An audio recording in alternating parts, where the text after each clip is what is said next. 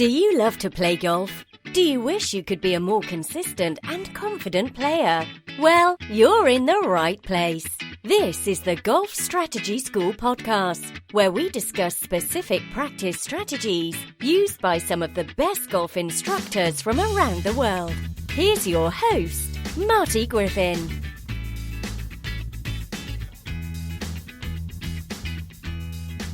Hey Golf Strategy School, it's Marty here with you again, and this week's question is a listener question, not a member question, and it comes from McDivot on Twitter. He says, at Golf Strategy, been struggling with impact position, caster, weight even or back, just got Swingtalk. Any new drills to use with this? Thanks. Well, hey McDivot, thanks for reaching out.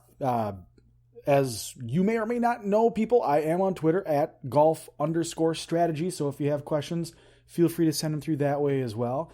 But getting back to your question, McDivot, this sounds like it's the classic kind of over-the-top move, the over-the-top slice.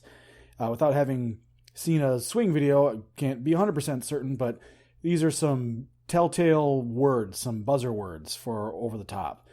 So in case you don't know, over-the-top means that you're coming into impact, usually with the face of the golf club open, and you're cutting across the ball. So you make that almost like a lumberjack swinging an axe move, usually pretty right side dominant for us right-handed players, and you cut across the ball. Depending on how severe your motion is, this could be a nice little pull fade that actually lands you generally where you want to be, or it could be that giant slice that a lot of you are probably dealing with that could end up 3 fairways over. No matter how severe that shape, though, one of my absolute favorite solutions to this is it stays the same, and it comes from past guest Bob Duncan. Actually, now that I think about this, I don't think Bob covered this exact issue in our episode, but he certainly does lay out his fundamentals and how he teaches. Matter of fact, now that I'm thinking about it more, I'm fairly certain that I saw this as a response from Bob to a question somewhere else online. Either way, it's a pretty straightforward solution that, for me, the more straightforward, the better. But for all of you listeners who don't really quite know my teaching style, I like to teach using as many different forms of feedback as possible. So physical feedback, so if there's some sort of obstacle, visual feedback, so you can maybe see that obstacle as well, and honestly, even auditory feedback. So if it's a whoosh of a club, or obviously you can hear how it sounds coming off the club differently. And when we're doing these types of feedback drills, I try to put you in a position that's probably more extreme than your standard everyday fairway shots. That way, when you're no longer actually focusing on fixing this problem, and if you practice in the extreme method, when you're actually on the course and you're just trying to execute, and your mind and body kind of regress off of that extreme feeling a little bit, and they end up falling exactly where they should have been all along. So anyway, enough with the delay. Back to you, McDivot. So it's pretty easy. I want you to go find a hill, and I want you to hit off of the incline. So, as the hill rises up in front of you, that's where I want you to hit balls from. Ball should be a few inches above your feet. This way, if you come over the top, or if you cast a little bit, you're going to get the really extreme physical feedback of slamming your club right into the side of that hill. Trust me, after a few times, your brain's going to figure out real quick a way to get around that. And it's going to be to quit coming over the top and actually come from the inside. Now, the other part of your question, about the weight being even or back, probably a little bit harder to fix, simply because the process of fixing this is going to be a much more noticeable feeling. If you're hitting off of a hill and you hit the ground a couple times because your form is incorrect, you're going to start to correct it, and it's all really rather subconscious. But getting weight going forward, you could hit off of a downhill lie, but that's usually tough for a lot of people to do.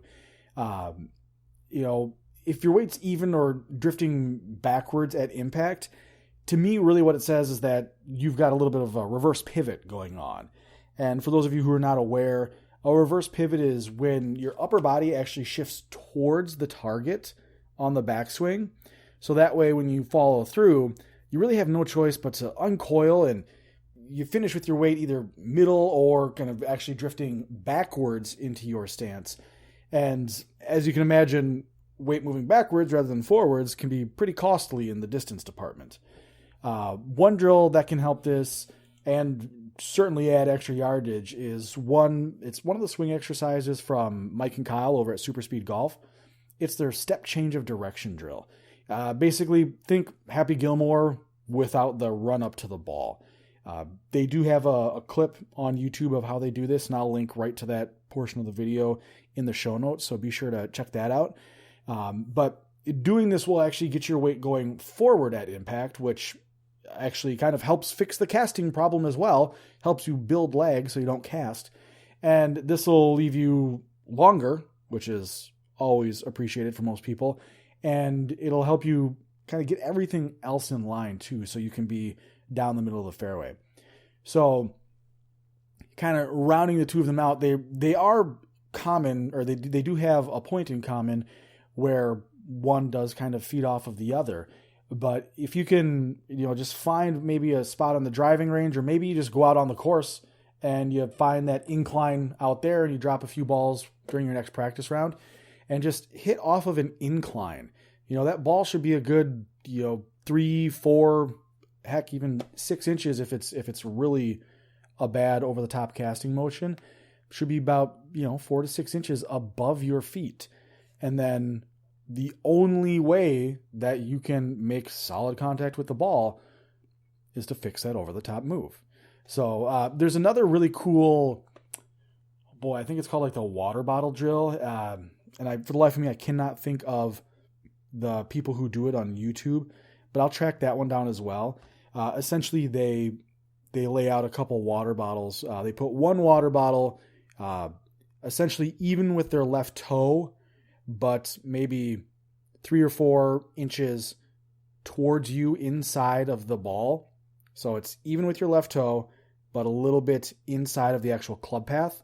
And then on the backside, they do one essentially even with your right toe that's 3 or 4 inches away from you outside of the club path. So that way, if you were to come over the top, you're going to go thump, thump and hit those 2 water bottles.